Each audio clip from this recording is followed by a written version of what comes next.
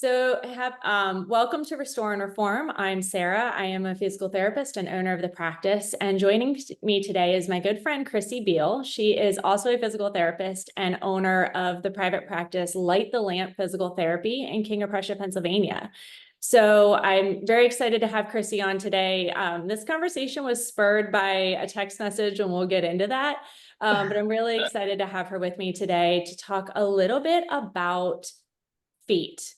But before we go into feet, Chrissy, tell us a little bit about yourself and tell me a little bit about your history as a PT.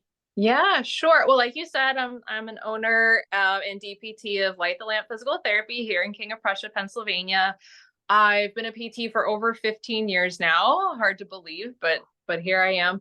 I got into PT because I was always strong in the sciences and I always loved sports.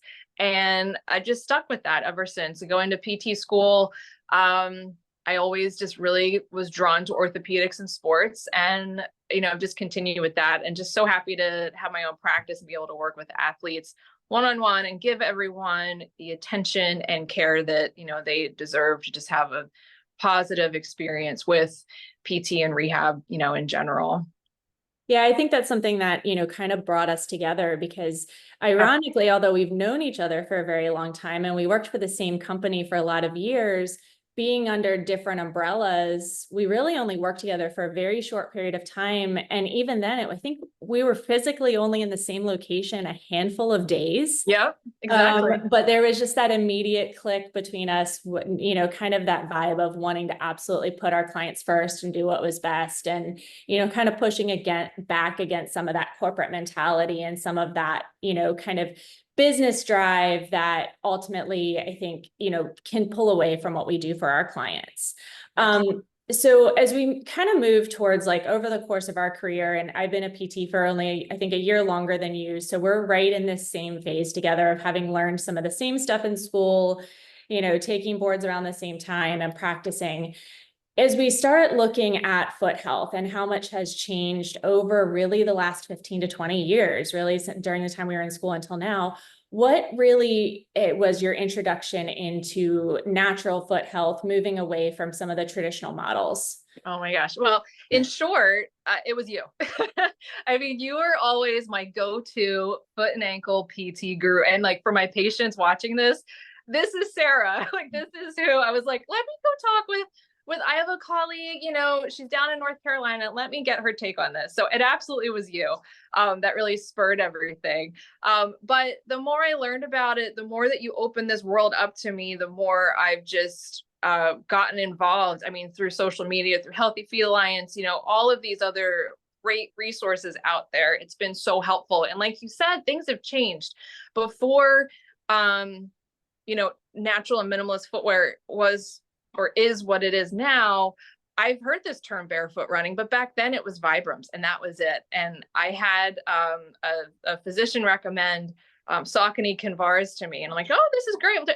It wasn't what it is now. So I just love how things are evolving. I love that I'm a part of it. I love that it has changed my practice. I mean, I could treat feet and ankles, as a new grad, but all of this information and this world that you've opened up to me, it's just like, oh my gosh, this makes so much sense that we treat and evaluate feet and gait this way naturally and not have to force it into cushion and support. And, oh gosh, if you have flat feet, forget it, we need to fix everything and support everything. So it's been really great, but it all stemmed from you for sure. So what was your personal transition from kind of traditional sneakers, like you said, the Saucony Converse that you were wearing, and I think some Brooks or whatever? What was your personal transition like? Yeah, so I love this story, and I tell my patients it too, because working in this field, I wear sneakers and I love sneakers and I have many pairs. And forever, it feels like you were telling me, you gotta get in these, you gotta try these, and I'm like, yeah, I will. But I never did. And what it really took was a Black Friday sale from zero. That's what it took. And I'm like, okay, well, I need this color. So let me get a pair. and it'll be this color. So I can have this color to wear to the clinic. And I remember getting them in the mail, and it was after a day of working and being on my feet, and I put them on and I'm like, oh my gosh, there's no support in these, my feet, this isn't going to feel good putting it on at the end of the day. And I put them on and I was like, oh my gosh, my feet feel good. They feel better. I could just feel my foot relax. And I was like, I did not expect that at all. They felt great from the start. That being said, I knew it wasn't just, wear these for everything every day and go from there. So I'd wear them here and there in the clinic. But it became to the point where I was choosing them over my other sneakers because they felt so good, because I liked them so much. To the point where I'm like, I need more pairs. And when I would wear my other sneakers, they would hurt my feet. I remember sitting at a red light. I'm sitting at a red light and I'm like, oh, my feet kind of hurt right now wearing Nikes. I'm like, this is crazy. I'm not running. I'm not on my feet. Like, I'm sitting at a red light. So it was really, that is my story. And I haven't looked back. And if I do have to wear another type of footwear, whether like I wore hiking boots when we were on vacation, I was like, oh gosh, like, no. There was another, I don't know why I had to wear, I guess I was working in the yard or doing something where I wanted to wear like an old beat up pair of sneakers.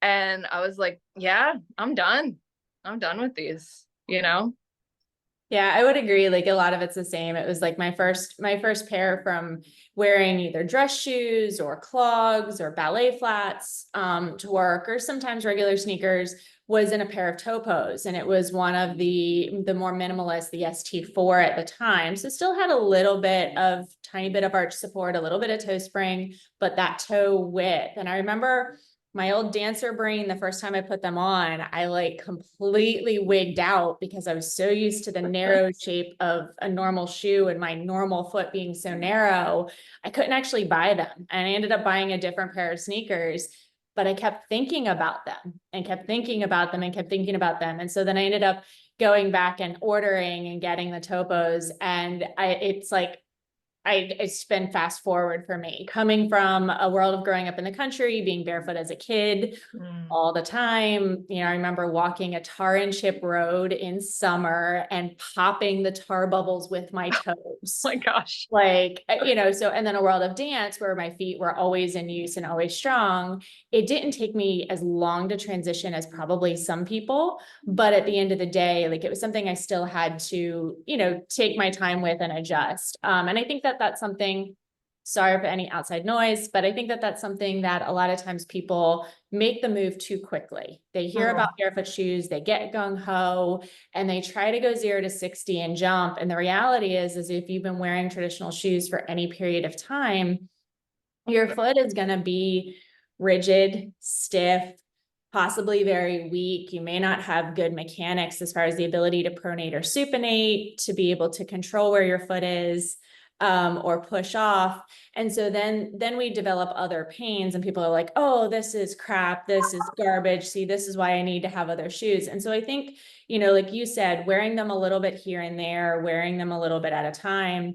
And that's kind of how it's changed your practice. So coming into this whole talk about shoes, we're going to let's get to the text message that spurred this whole conversation. So I'm getting ready for clinic one morning, and I'm, getting ready. I'm in the bathroom, and my phone starts blowing up with these messages, and they are these screenshots from an article that you saw. And I remember you being like, oh my gosh, I can't believe this is what's in this article. So tell me about the article. Yes. So I was browsing, I have it right here. I was browsing through my Costco Connection magazine, and there was an article. I don't think it even says it on the front. I was just, going through it, and I came across this page, Best Foot Forward, and it's all about plantar fasciitis. And I'm like, of course, yeah. I mean, a lot of people have it. I've treated it, etc. And as I'm reading this article, I'm like, oh no. Oh no. And I just, like you said, started screenshotting and sending it and circling things. And I'm like, oh my goodness. And yeah, and it's just, I mean, again, going back to our earlier conversation, things have changed over time and things evolve and we learn more. And I feel like this is just not it. So I can read some of the pieces of it, but the first thing that got me, because of course it's the background in general and things like that, but the thing that got me was that there's a podiatrist who says that patients often complain of heel pain after periods of wearing shoes with flat, flexible soles. Right? Like, and then flimsy ballet flats, flip-flops, thin sandals, and minimalist running shoes all lack essential arch support. Yeah. So that was the first. There's more paragraphs too, but right there, flat, flexible soles are bad, and we need arch support, essential arch support. So those were the first two pieces right there. So let's talk about those two pieces. Yeah. So Yeah. like when we talk about shoes, and obviously you and I have both transitioned much more into a more minimalist shoe option, in the recent, kind of couple of years or so. So when we talk about shoes and we talk about treating patients, why is it that we are, kind of going against that narrative and we are saying that flat and flexible shoes are good? What is it about those that's why you recommend them? Yeah. So, well, and when I first got that first pair of zeros, I thought, oh, it's just because there's a wide toe box. That's it. And as if you have that, that's all it is. But it isn't. It is the flexibility. It is the zero drop, not having elevated heel. And the reason, I mean, it all just comes down to your feet are supposed to be your foundation. They're supposed to be flexible. They're supposed to be strong. And when a shoe is restricting that or limiting that, they can't function the way they're supposed to. I mean, that's really what it comes down to. And I'm trying to think of a parallel. I don't know if there is one of another body part where we restrict it, and it just kind of throws everything off. Let's bring it to the spine, because that's something that's so back pain, neck pain, right? We both learned neutral spine training. Neutral spine, neutral spine, neutral spine. Keep that spine straight, keep that spine stable. But the reality is we haven't decreased the occurrence of back pain, disc injuries, or any of that by doing neutral spine training. And the reality is because it ill prepares people for life. I tell people all the time, if you go to, Walmart or Costco or wherever, and you want to get a case of water, it's always the last case of water on the pallet in the back of the corner underneath another shelf. Yeah. You're not going to get that off of the pallet, up off the ground into your cart with a straight spine. It's not going to happen. Right. So if we haven't trained the spine to move and to move efficiently with muscle control, when we ask it to do that, it's not going to survive. And I think that that's what happens with people. Like, we've created this narrative that we need cushion, that we need arch support, that we need this stiff heel counter, and we need all of these things. But the reality is we have 26 bones per foot that are mobile. We have 33 joints. We have over 100 ligaments and tendons. That is a lot of stuff going on. And when we look at mobile bones, now joints are a little different in the spine because of ribs and top and bottom, left and right, but we have 24 mobile bones in our spine. 26 mobile bones per foot. So 52 mobile bones make up our foundation. Yeah. So if we know that the spine needs to move, then we also need to extrapolate that out and say the foot needs to move, right? Absolutely. And so when we are restricting that motion, we're completely changing rotary torque, rotation, propulsion forward and back, right? The foot's triplanar. It's really much more similar to our hands than we give it credit. I always learned in school, like, they're very different. And no, they're actually not. I mean, they are, but they're not. Right. And so I think that that's something that we've kind of undervalued that. And then the other issue is when we talk about foot posture, I think the big issue is everybody's like, oh, you brought it up, flat-footed. Oh, I'm flat-footed. I need arch support. Well, I have low arches. A lot of times I find we're assessing posture in a static position. Absolutely. Yeah. Versus dynamic movement. Yeah.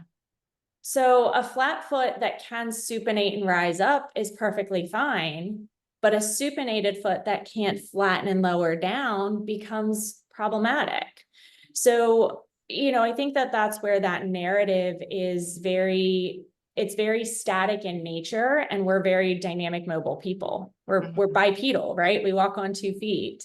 So I think that that's something that we can hopefully try to push and shift the narrative moving forward. So when you're talking to patients, I mean, I know how I approach things, but when you're talking to patients, how are you starting to have this conversation about what's going on? And, you know, they're coming in maybe for their knee or their hip or even their back, and you're starting to bring this conversation down to their feet. How do you approach that? Yeah.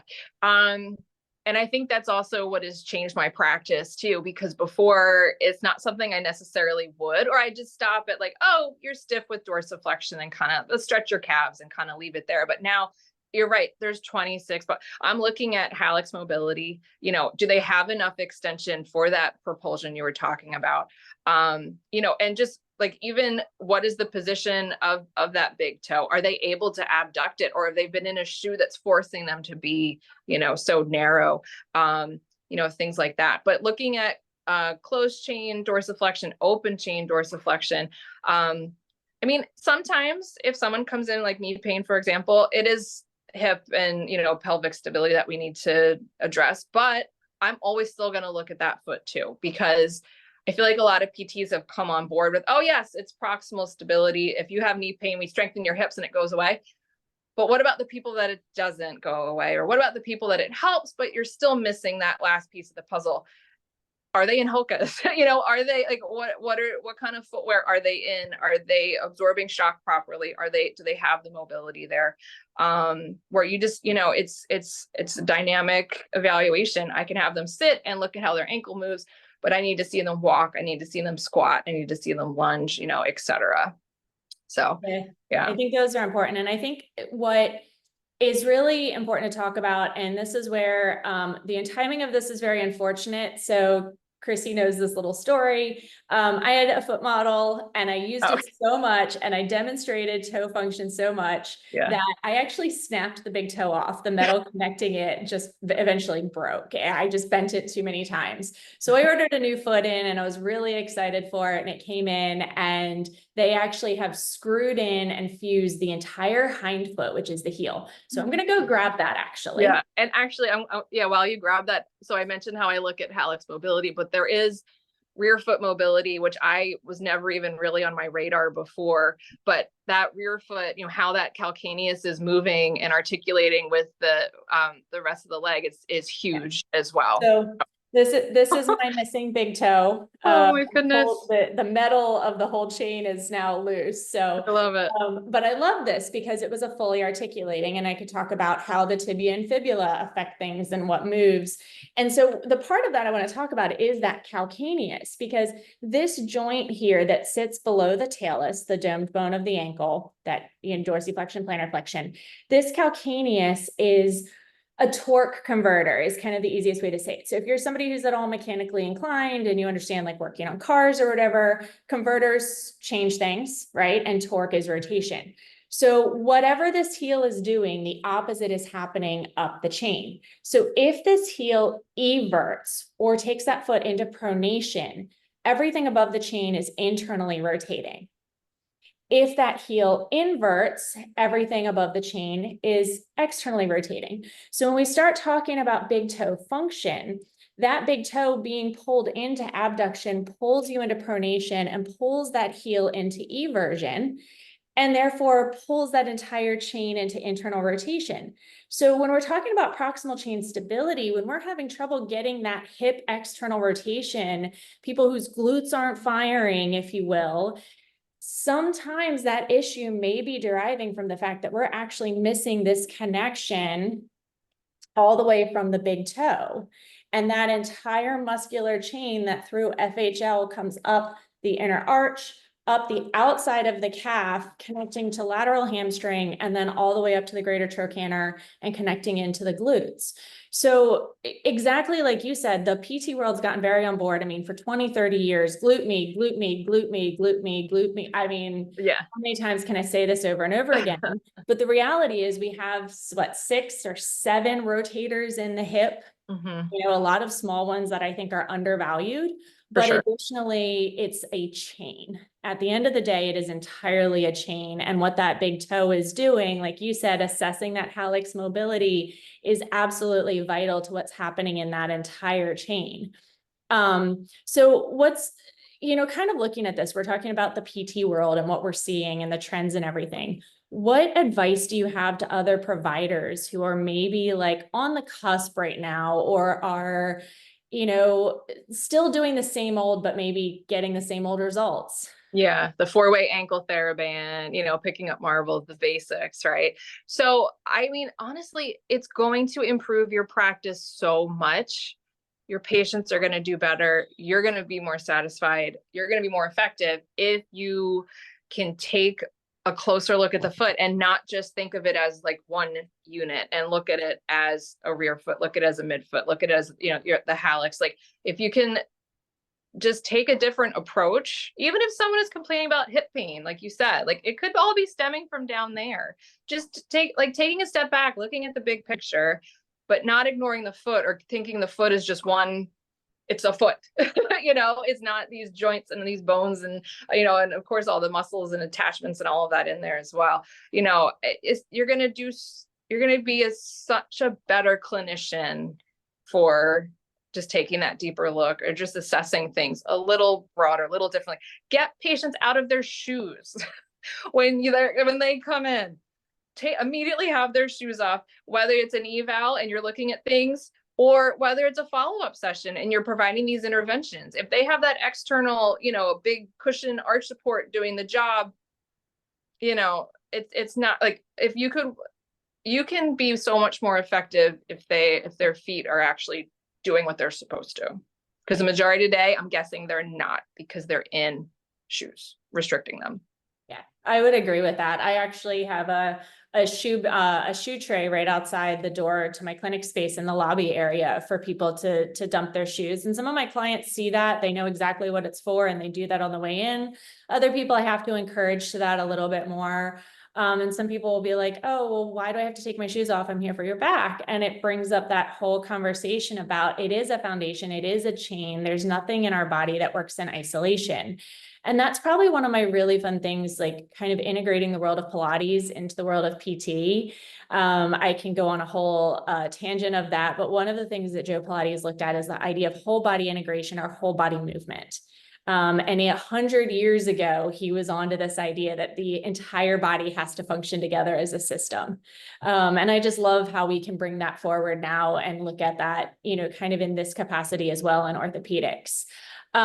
So I guess, the thing is, where do we go from here? What's the takeaway? What's the big picture? Like, what are the key things that you want to, like, if somebody's going to walk away with something from watching this, what do you want them to know? Well, here's the thing. I mean, and coming back to the article, that we were talking about, that stemmed that text conversation, this is what's being, shared out there. Someone reading this can be, oh yeah, no, I need to get orthotics, I need arch support, all of this.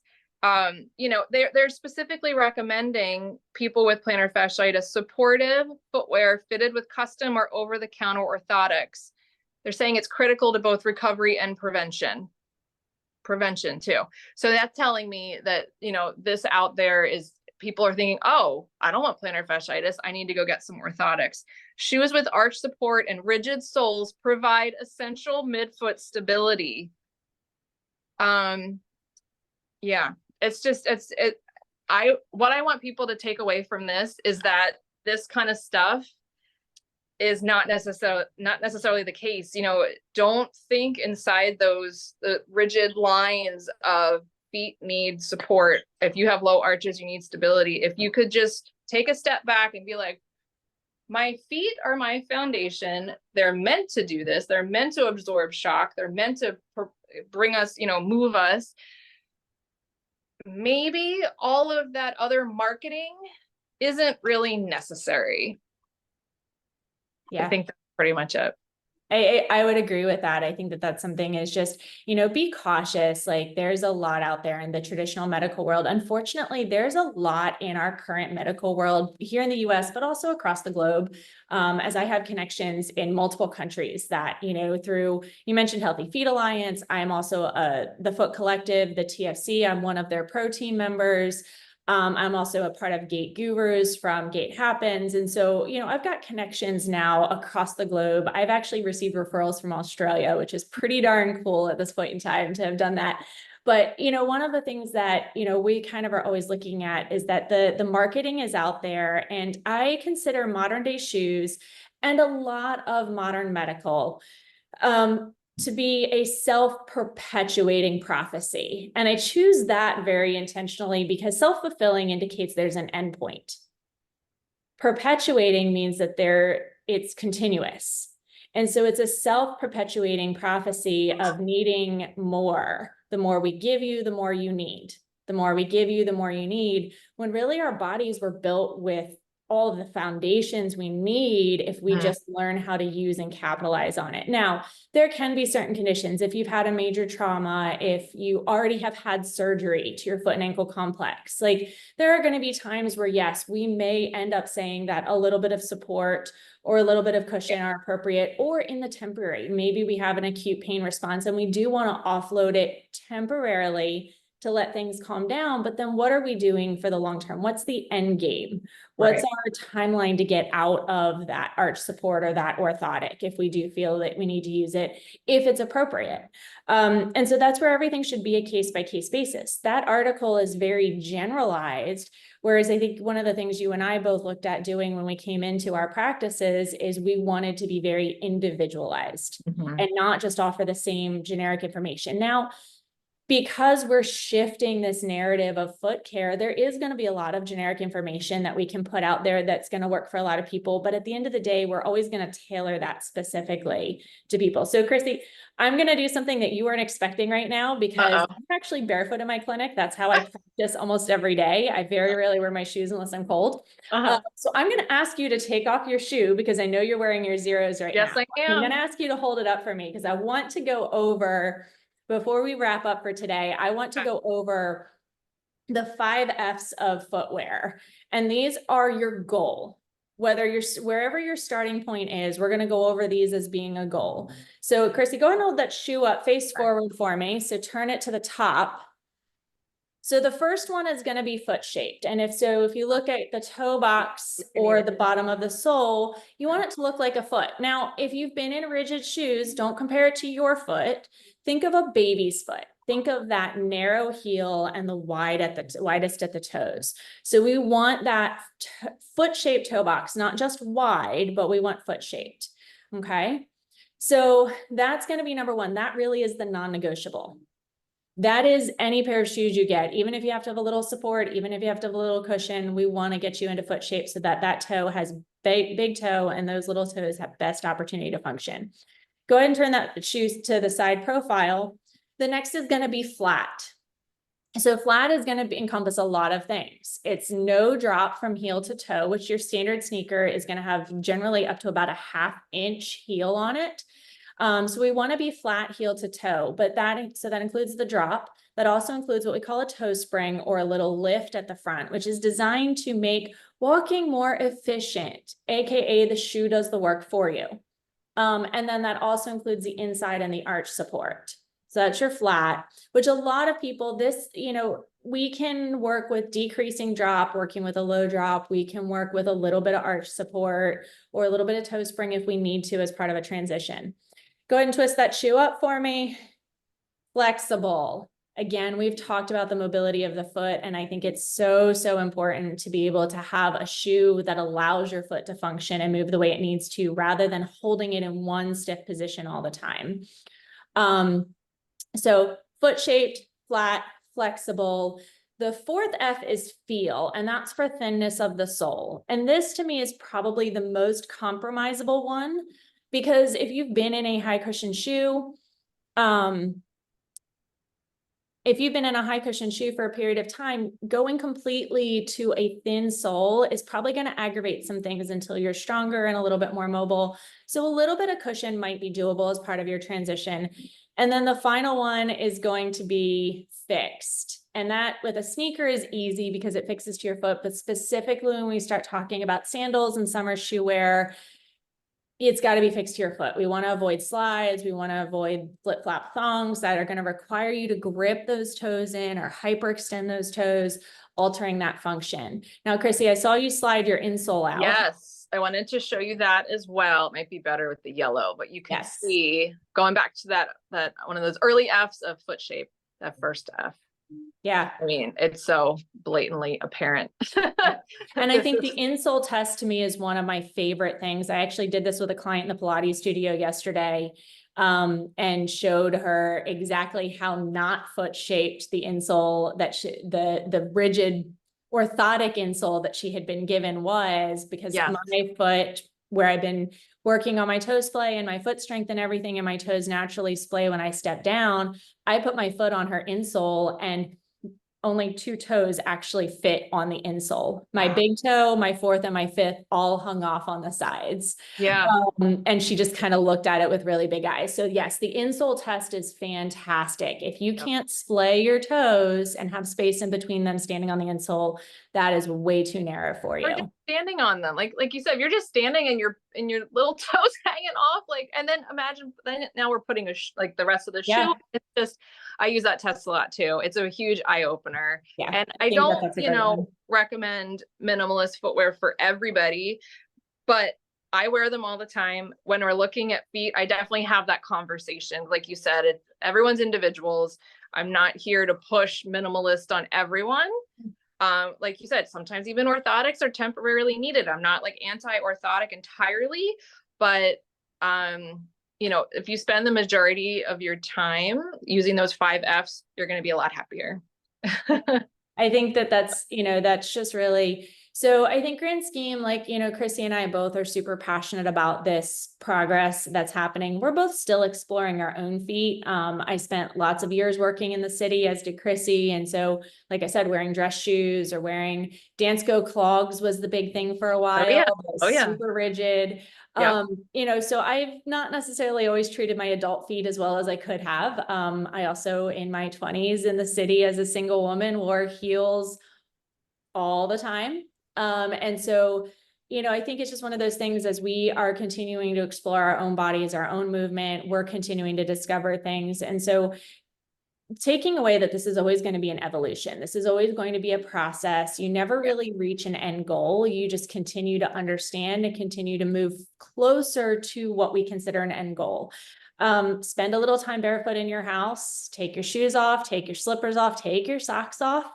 I wear toe socks pretty much exclusively nowadays, whether it's in the studio or in my shoes when it's colder. If I'm wearing regular socks, I almost always have toe spacers on inside of them with a wool sock that's super stretchy.